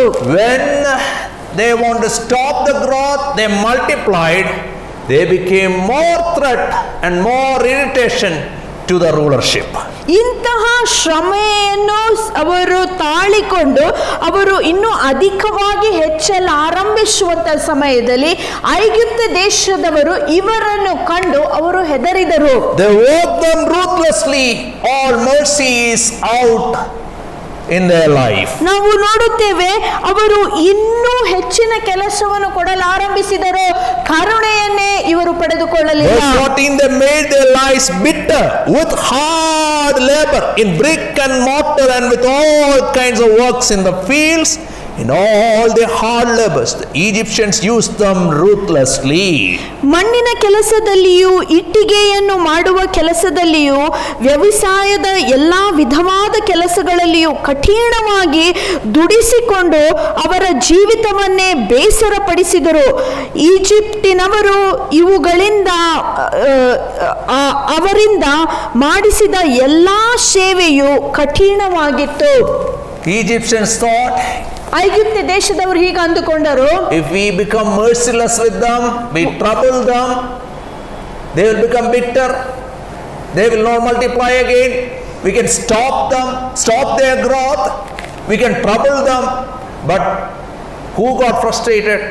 Not the people of God, but the people who oppressed. ನಾವು ನೋಡುತ್ತೇವೆ ಐಗುಪ್ತ ದೇಶದವರು ಹೀಗೆ ಅಂದುಕೊಂಡರು, ಇವರಿಗೆ ಇನ್ನೂ ಹೆಚ್ಚಿನ ಕಠಿಣವಾದ ಕೆಲಸವನ್ನು ಕೊಟ್ಟು ಇವರನ್ನು ದುಡಿಸೋಣ ಎಂಬುದಾಗಿ ಅವರನ್ನು ದಬ್ಬಾಳಿಸುವಂತಹ ಸಮಯದಲ್ಲಿ ದೇವರ ವಾಕ್ಯ ನಮಗೆ ಕಲಿಸುತ್ತದೆ, ಇಸ್ರಾಯೇಲ್ ಜನರು ಅವರು ಅಲ್ಲಿ ಬೇಸತ್ತು ಹೋಗಲಿಲ್ಲ, ಆದರೆ ಯಾರು ಇವರನ್ನು ದಬ್ಬಾಳಿಸುತ್ತಾ ಇದ್ದರೋ ಅವರು ಬೇಸತ್ತು ಹೋದರು. Jesus faced this injustice after injustice. He silenced, oppressed the oppressors. ನಾವು ನೋಡುತ್ತೇವೆ ಯೇಸು ಸ್ವಾಮಿಯ ಸಹ ಅನ್ಯಾಯವನ್ನು ಅನುಭವಿಸುವಂತಹ ಸಮಯದಲ್ಲಿ, ಆತನ ಮೌನವಾಗಿ ಇರುವಂತಹ ಸಮಯದಲ್ಲಿ ಆತನಿಗೆ ಹಿಂಸೆ ಕೊಡುವವರೆಲ್ಲರೂ ಅವರು ದಬ್ಬಾಳಿಕೆಗೆ ಒಳಗಾದರು. Israelites never oppressed the oppressors through their rebellion and through strikes and through violence, but they oppressed them through their growth, by God given growth. ನಾವು ನೋಡುತ್ತೇವೆ ಇಸ್ರಾಯೇಲ್ ಜನರು ಐಗುಪ್ತ ದೇಶದವರಿಗೆ ಪ್ರತಿಯಾಗಿ ವಿರೋಧವನ್ನು ಮಾಡಲಿಲ್ಲ, ಗುಣುಗುಟ್ಟಲಿಲ್ಲ ಅಥವಾ ಬೈಯುವಂತವರಾಗಿರಲಿಲ್ಲ. ಆದರೆ ಅವರು ಆ ಎಲ್ಲ ದಬ್ಬಾಳಿಕೆಯನ್ನು ಸಹಿಸಿಕೊಂಡು ಇದರ ಮುಖಾಂತರ ಬೆಳೆಯಲಾರಂಭಿಸುವಾಗ ಇದೇ ಈ ಒಂದು ಐಗುಪ್ತ ದೇಶದವರಿಗೆ ಬೆದರಿಕೆ ಆಯಿತು. When you and me face struggles, oppressions, ನೀವು ಮತ್ತು ನಾನು ಸಂಕಷ್ಟಗಳನ್ನು ಅನುಭವಿಸುವಾಗ we should allow the life of God flow in and through our lives. ದೇವರ ಜೀವವೇ ನಮ್ಮ ಜೀವಿತದ ಮುಖಾಂತರ ಹರಿದು ಬರುವಾಗ, and we should have growth which silence everything that oppresses. ನಮ್ಮನ್ನು ಎಲ್ಲಾ ದಬ್ಬಾಳಿಕೆಯನ್ನು ನಮ್ಮ ಜೀವಿತದಿಂದ ತೆಗೆದು ಹಾಕುವಂತಹ ಬೆಳವಣಿಗೆ ನಮ್ಮಲ್ಲಿ ಕಂಡು ಬರಬೇಕು. Don't wait for growth to happen after the storm and stress is over. ನಿಮ್ಮ ಜೀವಿತದಲ್ಲಿ ಹಿಂಸೆ ಸಂಕಷ್ಟಗಳು ಎಲ್ಲಾ ಹೋದ ಮೇಲೆ ನಾವು ಬೆಳೆಯುತ್ತೇವೆ ಎಂಬುದಾಗಿ ಅಂದುಕೊಳ್ಳಬೇಡಿರಿ. There are the people who grow through hostility. ಈ ಕಷ್ಟಗಳ ಮುಖಾಂತರ ಬೆಳೆಯುವಂತವರು ಧನ್ಯರು. When you go through desert areas, you will have some plants. ನಾವು ನೋಡುತ್ತೇವೆ ಮರುಭೂಮಿ ಪ್ರದೇಶದಲ್ಲಿ ಹಾದು ಹೋಗುವಾಗ ಕೆಲವೊಂದು ನಾವು ಗಿಡಗಳನ್ನು ನೋಡುತ್ತೇವೆ. Such oasis places will provide shadow for all the people who journey through the deserts. ನಾವು ನೋಡುತ್ತೇವೆ ಇವರೆಲ್ಲರೂ ಮರುಭೂಮಿಯಲ್ಲಿ ಪ್ರಯಾಣ ಮಾಡುವಂತ ಪ್ರಯಾಣಿಕರಿಗೆ ಈ ಒಂದು ಮರಗಳು ನೆರಳನ್ನು ಒದಗಿಸಿಕೊಡುತ್ತವೆ. The temperature can't stop their growth. ನಾವು ನೋಡುತ್ತೇವೆ ಅಲ್ಲಿರುವಂತ ಉಷ್ಣತೆಯು ಈ ಮರಗಳ ಬೆಳವಣಿಗೆಯನ್ನು ತಡೆಯುವುದಿಲ್ಲ. Desert storms can't silence their growth. ಅಲ್ಲಿ ಬರುವಂತ ಬಿರುಗಾಳಿಯು, ಮರುಭೂಮಿಯ ಬಿರುಗಾಳಿಯು ಈ ಗಿಡಗಳನ್ನು ನಾಶ ಮಾಡಲು ಸಾಧ್ಯವಾಗಲ್ಲ. You and me want to be a blessing to others, we should learn to grow like Joseph. We should learn to grow like Jesus. We should learn to grow like the saints. Even when we bleed, when we are in hostile circumstances, in such desert areas, we should be a blessing to so many people. ನೀವು ನಾನು ಇತರರಿಗೆ ಆಶೀರ್ವಾದದಾಯಕವಾಗಿರಬೇಕಾಗಿದ್ದರೆ ಯೋಸೇಫನ ಹಾಗೆ, ಯೇಸು ಸ್ವಾಮಿಯ ಹಾಗೆ ನಾವು ಅನೇಕ ಸಂಕಷ್ಟಗಳಲ್ಲಿ ಹಾದು ಹೋಗುವಂಥ ವೇಳೆಯಲ್ಲಿಯೂ ಸಹ ನಾವು ಬೆಳೆಯುವರಾಗಿರಬೇಕು. ಆ ಸಮಯದಲ್ಲಿ ನಾವು ಇತರರಿಗೆ ಆಶೀರ್ವಾದದಾಯಕವಾಗಿರುತ್ತೇವೆ. And that's why Bible calls Joseph a fruitful vine who bless insiders and outsiders going across the walls. ಆದ್ದರಿಂದ ಯೋಸೇಫನಿಗೆ ಸತ್ಯವೇದವು ಫಲಭರಿತವಾದ ದ್ರಾಕ್ಷ ಬಳ್ಳಿ ಎಂಬುದಾಗಿ ಹೆಸರು ಕರೆಯುತ್ತದೆ. ಯೋಸೇಫನು ಒಳಗಿನವರಿಗೂ ಹೊರಗಿನವರಿಗೂ ಎಲ್ಲರಿಗೂ ಆಶೀರ್ವಾದದಾಯಕನಾಗಿದ್ದನು. We may be insignificant people. ನಾವು ಅತಿ ಅಲ್ಪರಾದಂತ ಜನರಾಗಿರಬಹುದು. We may be oppressed people. ನಾವು ದಬ್ಬಾಳಿಸಲ್ಪಟ್ಟಂತ ಜನರಾಗಿರಬಹುದು. We may be overlooked people. ಜನರು ನಮ್ಮನ್ನು ಲೆಕ್ಕಕ್ಕೆ ಇಟ್ಟುಕೊಳ್ಳದೆ ಇರುವಂತ But we are ಪರಿಸ್ಥಿತಿಯಲ್ಲಿ ಇರಬಹುದು. people. ಆದ್ರೆ ನಾವು ಮೌಲ್ಯರೆಂಬುದಾಗಿ Why we are ಅರ್ಥೈಸಿಕೊಳ್ಳಬೇಕು. precious? ಯಾಕೆ ನಾವು The ಮೌಲ್ಯರಾಗಿದ್ದೇವೆ? creator of the whole world is there with us, ಲೋಕ ರಕ್ಷಕನೇ ನಮ್ಮ ಸಂಗಡ ಇದ್ದಾನೆ. so that we will grow, and our growth will silence everybody. ನಾವು ಬೆಳೆಯುವಂತ ಸಮಯದಲ್ಲಿ ನಮ್ಮನ್ನು ವಿರೋಧಿಸುವರು We ಮೌನವಾಗಿರುತ್ತಾರೆ. won't become mad. ನಾವು ಬೇಸರ ಹೊಂದುವುದಿಲ್ಲ. Oppressors will go mad seeing our growth. ನಮ್ಮ ಬೆಳವಣಿಗೆಯನ್ನು ದಬ್ಬಾಳಿಸುವಂತವರು ನೋಡುವಾಗ ಅವರಿಗೆ ಹುಚ್ಚು ಹಿಡಿಯುತ್ತದೆ. Why? ಏನಕ್ಕೆ? The creator of the world, Yahweh God, He's always, every moment with us.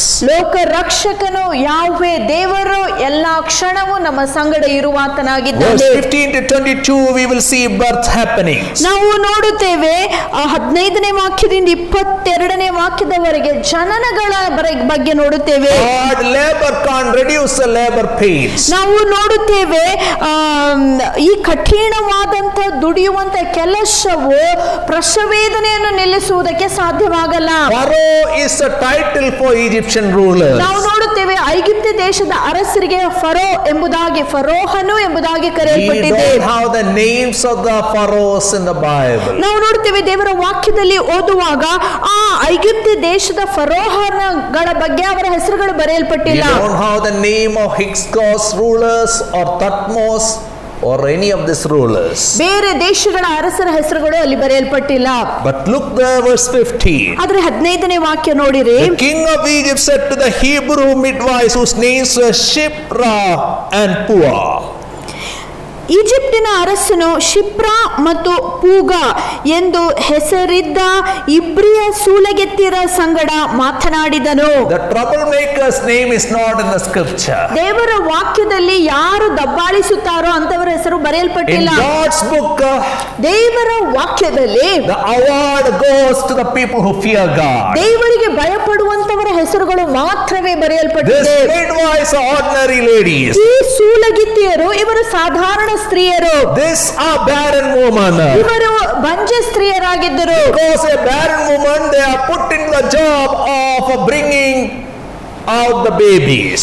ಇವರು ಬಂಜ ಸ್ತ್ರೀಯರಾಗಿರುವಂತ ಕಾರಣವಾಗಿ ಇವರು ಸೂಲಗಿತ್ತಿಯ ಕೆಲಸಕ್ಕೆ ನೇಮಿಸಲ್ಪಟ್ಟಿದ್ದರು. But their name is mentioned in the ಆದ್ರೆ scripture. ದೇವರ ವಾಕ್ಯದಲ್ಲಿ ಅವರ ಹೆಸರುಗಳು Why ಬರೆಯಲ್ಪಟ್ಟಿವೆ. their names are in the scripture? ಅದಕ್ಕೆ ಅವರ ಹೆಸರುಗಳು ದೇವರ ವಾಕ್ಯದಲ್ಲಿ Because they ಬರೆಯಲ್ಪಟ್ಟಿವೆ. fear God more than anybody else. ಬೇರೆಯವರಿಗಿಂತ ಹೆಚ್ಚಾಗಿ ಅವರು ದೇವರಿಗೆ Their ಭಯಪಡುವಂತವರಾಗಿದ್ದರು. life was in threat. ಅವರ ಜೀವಿತವೇ ಬೆದರಿಕೆಗೆ They had ಒಳಗಾಗಿತ್ತು. an order. ಅವರಿಗೆ ಆಗಲೇ ನಿಯಮಗಳು In ಕೊಡಲ್ಪಟ್ಟಿವೆ. spite of orders, they defied the order givers and they looked to the divine order. ನಾವು ನೋಡುತ್ತೇವೆ ಅರಸನ ನಿಯಮಗಳನ್ನು ನಿರಾಕರಿಸಿ ದೇವರ ನಿಯಮಗಳನ್ನು ಅನುಸರಿಸುವಂತ ಸ್ತ್ರೀಯರು ಇವರಾಗಿದ್ದರು. Now Shipra and Pua got this order. Shipra ಮತ್ತು ಪೂಗ ಎಂಬ ಸ್ತ್ರೀಯರಿಗೆ ಈ ಮಾತನ್ನು ಅರಸನು Verse ಹೇಳಿದನು. 16, when he held the Hebrew woman in childbirth and observed them on the delivery stool, if it is a boy, kill him. But if it is a girl, let her leave. ಅವನು ಅವರಿಗೆ, ನೀವು ಇಬ್ರಿಯ ಸ್ತ್ರೀಯರಿಗೆ ಸೂಲಗಿತ್ತಿಯ ಕೆಲಸ ಮಾಡುವುದಕ್ಕೆ ಹೆರಿಗೆಯ ಸಮಯದಲ್ಲಿ ಅವರನ್ನು ಪರಾಂಬರಿಸುವಾಗ ಗಂಡು ಮಗುವಾದರೆ ಅದನ್ನು ಕೊಂದು ಹಾಕಿರಿ, ಹೆಣ್ಣಾದರೆ ಬದುಕಲಿ ಎಂದು ಹೇಳಿದನು. So they read the order. ಅವರು ಈ ನಿಯಮವನ್ನು ಓದುತ್ತಾರೆ. Any babies, we have found his boy child, kill him. ಒಂದು ವೇಳೆ ಗಂಡು ಮಗು ಹುಟ್ಟುವುದಾಗಿದ್ದರೆ ಆ ಮಗುವನ್ನು ನೀವು ಕೊಲ್ಲಬೇಕು. But they choose to obey God. ಆದ್ರೆ ಅವರಾದರೂ ದೇವರಿಗೆ ವಿಧೇಯರಾಗಲು ಮನಸ್ಸು ಮಾಡಿದರು. Now they, by choosing to obey God, they had to disobey the man's order. ದೇವರಿಗೆ ವಿಧೇಯರಾಗಲು ಅವರು ಮನಸ್ಸು ಮಾಡಿದಾಗ ಮನುಷ್ಯನ ನಿಯಮಗಳನ್ನು ನಿರಾಕರಿಸಿದರು. They had to defy the order of the king. ನಾವು ನೋಡುತ್ತೇವೆ ಅರಸನ ಆ ಒಂದು ನಿಯಮವನ್ನು ನಿರಾಕರಿಸಬೇಕು. Verse 17 gives us why they defied the order of the king. ಏನಕ್ಕೆ ಅವರು ಅರಸನ ಮಾತನ್ನು ಕೇಳಲಿಲ್ಲ ಎಂಬುದಾಗಿ 17ನೇ ವಾಕ್ಯ The ಹೇಳುತ್ತದೆ. midwives, however, feared God and did not do what the king of Egypt had told them to do. They let the boys leave. ಆದರೆ ಸೂಲಗಿತ್ತಿಯರು ದೇವರಿಗೆ ಭಯಪಟ್ಟು ಈಜಿಪ್ಟಿನ ಅರಸನು ತಮಗೆ ಹೇಳಿದಂತೆ ಮಾಡದೆ ಗಂಡು ಮಕ್ಕಳನ್ನು ಬದುಕಿಸಿದರು. They allowed God to control them and they defied the law of the land. They allowed the God's people live. ಆ ಕಾರಣದಿಂದ ದೇವರಿಗೆ ವಿಧೇಯರಾಗಿ ದೇವರ ಜನರು ಹೆಚ್ಚಿಸುವಂತೆ ಇವರು ಸಹಾಯ ಮಾಡಿದರು. So summons went to them. ಆಗ ಅರಸನು ಅವರನ್ನು ಕರೆ ಕಳಿಸುತ್ತಾನೆ. They had to meet the king in the court. ಈಗ ಅರಸನನ್ನು ಆ ಒಂದು ಕೋರ್ಟಿನಲ್ಲಿ ಅವರು Verse ಭೇಟಿಯಾಗಬೇಕು. 18. 18ನೇ ವಾಕ್ಯ. Then the king of Egypt summoned the midwives and asked them, why have you done this? Why have you let the boys leave? ಆಗ ಈಜಿಪ್ಟಿನ ಅರಸನು ಸೂಲಗಿತ್ತಿಯರನ್ನು ಕರೆಯಿಸಿ, ಏಕೆ ಇಂಥ ಕೆಲಸವನ್ನು ಮಾಡಿ ಗಂಡು ಮಕ್ಕಳನ್ನು ಬದುಕಿಸಿದ್ದೀರಿ ಎಂದನು. Verse 19. 19ನೇ ವಾಕ್ಯ. Let's see their reply. The midwives answered Pharaoh, Hebrew women are not like Egyptian women. They are vigorous and give birth before the midwives arrive. ಅದಕ್ಕೆ ಅವರು ಇಬ್ರಿಯ ಸ್ತ್ರೀಯರು ಈಜಿಪ್ಟಿನ ಸ್ತ್ರೀಯರಂತಲ್ಲ, ಅವರು ಚುರುಕರಾಗಿದ್ದಾರೆ. ಸೂಲಗಿತ್ತಿಯು ಅವರ ಹತ್ತಿರಕ್ಕೆ ಬರುವಕ್ಕಿಂತ ಮುಂಚೆಯೇ ಹೆರುತ್ತಾರೆ ಎಂದರು. Shipra and Puah is having so much common sense, and not only common sense, they have real guts to tell that Egyptian woman is not smarter like God's people. ನಾವು ನೋಡುತ್ತೇವೆ ಶಿಪ್ರ ಮತ್ತು ಪೂಗ ಇವರಿಬ್ಬರು ಜಾಣ ಸ್ತ್ರೀಯರಾಗಿದ್ದರು. ಅವರು ಅರಸನ ಮುಂದೆ ಉತ್ತರ ಕೊಡುವಾಗ ಅವರು ಹೆದರಿಕೊಳ್ಳದೆ ಅವರು ಗಟ್ಟಿಯಾಗಿ ಹೀಗೆ ಹೇಳುತ್ತಾರೆ, ನೀವು ಇಸ್ರಾಯೇಲ್ ಸ್ತ್ರೀಯರನ್ನು ನೋಡುವಾಗ ಅವರು ಐಗುಪ್ತ ದೇಶದಂತ ಸ್ತ್ರೀಯರ ಹಾಗಲ್ಲ, ಅವರು ಚುರುಕಾಗಿದ್ದಾರೆ ಎಂಬುದಾಗಿ ಅವರ ಪರವಾಗಿ ಮಾತನಾಡುತ್ತಾರೆ. The king understood this girls, this lady is a waste. They won't help him in his purpose.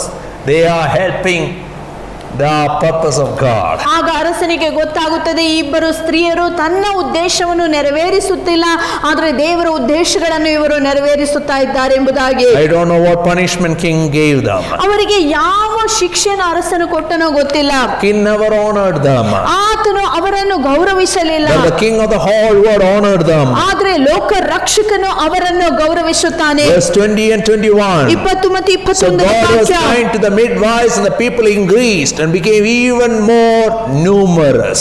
ಆದ್ದರಿಂದ ದೇವರು ಸೂಲಗಿತ್ತಿರಿಗೆ ಒಳ್ಳೆಯದನ್ನು ಮಾಡಿದನು, ಇದಲ್ಲದೆ ಜನರು ಹೆಚ್ಚಾಗಿ ಬಲಗೊಂಡರು. People in the power, people in the authority may not be kind to you, but if King of Kings and Lord of Lords is kind to you, God's purpose will multiply. God's plans will be accomplished. ಒಂದು ವೇಳೆ ಈ ಲೋಕದ ಅರಸುಗಳು ನಿಮಗೆ ದಯೆಯನ್ನು ತೋರಿಸಿದೆ ಕಠಿಣವಾಗಿ ನಿಮ್ಮ ಜೊತೆ ವರ್ತಿಸುತ್ತಿದ್ದರು, ಲೋಕದ ಅರಸನು ಅಂದರೆ ದೇವರು ನಿಮ್ಮ ಪರವಾಗಿ ದಯೆ ತೋರಿಸುವುದಾಗಿದ್ದರೆ ಆತನ ಉದ್ದೇಶಗಳು ನಿಮ್ಮ ಜೀವಿತದಲ್ಲಿ ನೆರವೇರಿಸಲು ಆರಂಭಿಸುತ್ತದೆ. Shipra who are lied so that they should continue in the job of saving lives, and God enabled them to see that purpose is accomplished. How? The people multiplied, numerous. Shipra ಮತ್ತು ಪೂಗ ಎಂಬ ಈ ಇಬ್ಬರು ಸ್ತ್ರೀಯರು ದೇವರ ಉದ್ದೇಶಗಳನ್ನು ನೆರವೇರಿಸುವುದಕ್ಕಾಗಿ ಅವರು ತಮ್ಮ ಕೆಲಸವನ್ನು ಮಾಡಿದರು. ಇದರ ನಿಮಿತ್ತವಾಗಿ ಇಸ್ರಾಯೇಲ್ ಜನಾಂಗವು ಅದು ಬೆಳೆದು ದೊಡ್ಡದಾಯಿತು. God not only honored their purposes, ದೇವರು ಅವರ ಉದ್ದೇಶಗಳನ್ನು ಮಾತ್ರ ಗೌರವಿಸಲಿಲ್ಲ, God honored their private life. ದೇವರು ಈ ಸ್ತ್ರೀಯರ ಖಾಸಗಿಯ ಜೀವಿತದ ಮೇಲೆ ಸಹ ಆಶೀರ್ವಾದವನ್ನು ಕಳಿಸಿದನು. When you honor God ನೀವು ದೇವರಿಗೆ in a ಗೌರವವನ್ನು closed ಕೊಡುವಾಗ labor room, nobody will be watching you, but there's a God in his time. He'll honor you in your private life and the public will come to know it. ನೀವು ಮುಚ್ಚಿದಂಥ ಕೋಣೆಯಲ್ಲಿ ನಂಬಿಗಸ್ತರಾಗಿ ಪ್ರಾಮಾಣಿಕತೆಯ ಜೀವಿತವನ್ನು ನೀವು ಜೀವಿಸುವಂಥ ಸಮಯದಲ್ಲಿ, ದೇವರ ಉದ್ದೇಶಗಳಲ್ಲಿ ನೀವು ಭಾಗವಹಿಸುವಂಥ ಸಮಯದಲ್ಲಿ ಒಂದು ದಿನ ಬರುತ್ತದೆ, ದೇವರು ಬಹಿರಂಗವಾಗಿ ಎಲ್ಲರ ಮುಂದೆ ನಿಮ್ಮನ್ನು ಮೇಲಕ್ಕೆತ್ತುವಂಥ ಸಮಯ, ಗೌರವದ ಸಮಯವನ್ನು ಕಳಿಸುತ್ತಾನೆ. When people are Shipra and Puah about their family, they have a testimony to tell. There's a great test in our life, and God honored us because we honored him in private. Shipra ಮತ್ತು ಪೂಗ ಎಂಬ ಈ ಸ್ತ್ರೀಯರಿಗೆ ಅವರ ಕುಟುಂಬದ ಬಗ್ಗೆ ಜನರು ಕೇಳುವಾಗ ಅವರು ಹೀಗೆ ಹೇಳುತ್ತಾರೆ, ಒಂದಾನೊಂದು ಕಾಲದಲ್ಲಿ ನಮ್ಮ ಜೀವಿತದಲ್ಲಿ ಒಂದು ಪರೀಕ್ಷೆಯಲ್ಲಿ ನಾವು ಹಾದು ಹೋಗಬೇಕಾಯಿತು, ಆದರೆ ಆ ಪರೀಕ್ಷೆಯಲ್ಲಿ ನಮಗೆ ಜಯವನ್ನು ನಾವು ಪಡೆದುಕೊಂಡ ನಂತರ ದೇವರು ತಾನೇ ನಮ್ಮನ್ನು ಉನ್ನತ ಸ್ಥಿತಿಗೆ ಕರೆತಂದಿದ್ದಾನೆ. Verse 21, and because the midwives feared God, he gave them families of their own. ಸೂಲಗಿತ್ತಿಯರು ದೇವರಿಗೆ ಭಯಪಟ್ಟಿದ್ದರಿಂದ ಆತನು ಅವರಿಗೆ ವಂಶಾವೃದ್ಧಿಯನ್ನುಂಟು ಮಾಡಿದನು. The toughest thing in life is to honor God in private. ನಮ್ಮ ಜೀವಿತದಲ್ಲಿ ಅತಿ ಕಷ್ಟಕರವಾದಂಥ ಸಂಗತಿ ಏನಂದ್ರೆ ನಮ್ಮ ಖಾಸಗಿಯ ಜೀವಿತದಲ್ಲಿ ದೇವರನ್ನು When you ಗೌರವಿಸುವುದಾಗಿದೆ. honor God in private, only you are aware and God also will be aware. ನಿಮ್ಮ ಖಾಸಗಿಯ ಜೀವಿತದಲ್ಲಿ ದೇವರನ್ನು ನೀವು ಗೌರವಿಸುವಂತ ಸಮಯದಲ್ಲಿ ಈ ಒಂದು ಮಾಹಿತಿ ನಿಮಗ್ ಗೊತ್ತಿದೆ, ದೇವರಿಗೆ ಮಾತ್ರ When ಗೊತ್ತಿದೆ. you honor God in private, then honoring God in public will be easy. ನೀವು ಖಾಸಗಿಯ ಜೀವಿತದಲ್ಲಿ ದೇವರನ್ನು ಗೌರವಿಸುವಂತವರಾಗಿದ್ದರೆ ಬಹಿರಂಗವಾಗಿ ಗೌರವಿಸುವುದು ಸುಲಭವಾಗಿರುತ್ತದೆ. Your private honoring may not be visible to everybody, but when God rewards, it will be visible to everybody, even to your ಖಾಸಗಿಯ oppressors. ಜೀವಿತದಲ್ಲಿ ನೀವು ಪ್ರಾಮಾಣಿಕತೆಯನ್ನು ತೋರಿಸುವಾಗ ಅದು ಯಾರಿಗೂ ಗೊತ್ತಾಗಲ್ಲ. ಆದರೆ ಒಂದು ದಿನ ದೇವರು ನಿಮ್ಮನ್ನು ಬಹಿರಂಗವಾಗಿ ಗೌರವಿಸುವಂತ ಸಮಯದಲ್ಲಿ ಆ ಒಂದು ಗೌರವವು ಎಲ್ಲರಿಗೆ ತಿಳಿಯಲ್ಪಡುತ್ತದೆ. ನಿಮ್ಮನ್ನು ದಬ್ಬಾಳಿಸುವಂತ ಜನರು ಸಹ ಇದನ್ನು ತಿಳಿದುಕೊಳ್ಳುತ್ತಾರೆ. So Pharaoh went crazy, and then every media announcement came to all the people. What is that announcement? Verse 22. Then Pharaoh gave this order to all his people. Every boy that is born, you must throw into the Nile, but let every girl leave. ಈ ವಿಷಯವು ಫರೋಹನ ಕೈ ತಪ್ಪಿ ಹೋಗುವಂತ ಸಮಯದಲ್ಲೇ ಆತನು ಬಹಳಷ್ಟು ಕೋಪಗೊಂಡು 22ನೇ ವಾಕ್ಯವಾದ ಆದೇಶವನ್ನು ಆತನು ಕೊಡುತ್ತಾನೆ. ಆದರೆ ಫರೋಹನು ತನ್ನ ಎಲ್ಲಾ ಜನರಿಗೆ ಹುಟ್ಟುವ ಗಂಡು ಮಕ್ಕಳನ್ನೆಲ್ಲ ನದಿಯಲ್ಲಿ ಹಾಕಬೇಕು, ಹೆಣ್ಣು ಮಕ್ಕಳನ್ನು ಬದುಕಿಸಬೇಕು ಎಂದು ಅಪ್ಪಣೆಯನ್ನು ಕೊಟ್ಟನು. Pharaoh told everybody. ಫರೋಹನು ಪ್ರತಿಯೊಬ್ಬರಿಗೆ ಹೇಳುವಂತ He ಮಾತೇನೆಂದರೆ declared and decreed. ಆತನು ಈ ರೀತಿಯಾಗಿ ಅಪ್ಪಣೆಯನ್ನು ಕೊಡುತ್ತಾನೆ. Every boy child born to the Israelites will be offered as an offering to my God, Nile. ಆತನು ಹೀಗೆ ಹೇಳುತ್ತಾನೆ, ಇಸ್ರಾಯೇಲ್ ಜನರಿಗೆ ಹುಟ್ಟುವಂತ ಎಲ್ಲಾ ಗಂಡು ಮಕ್ಕಳನ್ನು ಬಲಿಯಾಗಿ ನನ್ನ ದೇವತೆಯಾದಂತ ನೈಲ್ ನದಿಗೆ ನೀವು ಒಪ್ಪಿಸಿಕೊಡಬೇಕು. He never knew who is in control. ಆದ್ರೆ ಆತನಿಗೆ ಈ ವಿಷಯ ಗೊತ್ತಿರಲಿಲ್ಲ, ಎಲ್ಲಾ ಸಮಸ್ತದ ಹತೋಟಿ ಯಾರಲ್ಲಿದೆ He ಅಂತ. never knew who created Nile. Nile ನದಿಯ ಸೃಷ್ಟಿಕರ್ತನ ಬಗ್ಗೆ ಆತನಿಗೆ ಗೊತ್ತಿರಲಿಲ್ಲ. And God of the whole world, Yahweh, ಲೋಕರಕ್ಷಕನಾದಂಥ ಯಾಹ್ವೆ ದೇವರು determined to multiply his people for his purposes. ದೇವರು ತನ್ನ ಉದ್ದೇಶಗಳಿಗೋಸ್ಕರ ತನ್ನ ಜನರನ್ನು ಅಭಿವೃದ್ಧಿಗೊಳಿಸುವುದಕ್ಕಾಗಿ ತೀರ್ಮಾನಿಸಿದನು. Nobody can stop the revival. ಯಾರು ಉಜ್ಜೀವನವನ್ನು ತಡೆಯಲು ಯಾರಿಂದಲೂ ಸಾಧ್ಯವಿಲ್ಲ. Nobody can stop church growth. ಸಭೆ ಬೆಳವಣಿಗೆಯನ್ನು ನಿಲ್ಲಿಸುವುದಕ್ಕೆ ಯಾರಿಂದ ಆಗಲ್ಲ. Persecution can't stop us. ಹಿಂಸೆಯು ನಮ್ಮನ್ನು ನಿಲ್ಲಿಸಲು Difficulty ಸಾಧ್ಯವಿಲ್ಲ. can't stop us. ಕಷ್ಟಗಳು ನಮ್ಮನ್ನು ನಿಲ್ಲಿಸಲು ಸಾಧ್ಯವಿಲ್ಲ. Decrees can't stop us. ಅಪ್ಪಣೆಗಳು ನಮ್ಮನ್ನು ನಿಲ್ಲಿಸಲು ಸಾಧ್ಯವಿಲ್ಲ. Only defilement within the church can destroy us. ಆದ್ರೆ ಸಭೆ ಒಳಗೆ ಬರುವಂತ ಪಾಪ ಹೊಲಸು ಅದು ನಮ್ಮನ್ನು ನಾಶ ಮಾಡಿಸಲು When ಸಾಧ್ಯವಿದೆ. you and me fear God, ನೀವು ಮತ್ತು ನಾನು ದೇವರಿಗೆ ಭಯಪಟ್ಟು ನಡೆಯುವಾಗ our growth is unstoppable. It is limitless. ನಮ್ಮ ಬೆಳವಣಿಗೆಯನ್ನು ನಿಲ್ಲಿಸುವುದಕ್ಕೆ ಯಾರಿಂದೋ ಆಗದೋ, ಅದಕ್ಕೆ ಮಿತಿಯೇ ಇರುವುದಿಲ್ಲ. Anybody who play with God's kingdom, they will know it. ಯಾರಾದರೂ ದೇವರ ರಾಜ್ಯದ ಜೊತೆಯಲ್ಲಿ ಆಟವಾಡುವುದಾಗಿದ್ರೆ ಅವರಿಗೆ ಗೊತ್ತಾಗುತ್ತದೆ. Why? ಏನಕ್ಕೆ? Because Pharaoh is not in the throne. ಯಾಕಂದ್ರೆ ಫರೋಹನು ಈಗ ಸಿಂಹಾಸನದ ಮೇಲಿಲ್ಲ.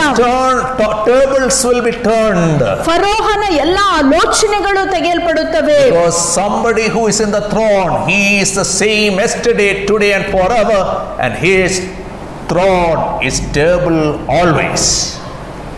ಸಿಂಹಾಸನರೂಢನಾದ ಆತನು ನಿನ್ನೆ ಇದ್ದಂತೆ ಇವತ್ತು ನಿರಂತರಕ್ಕೂ ಇರುವಾತನಾಗಿದ್ದಾನೆ.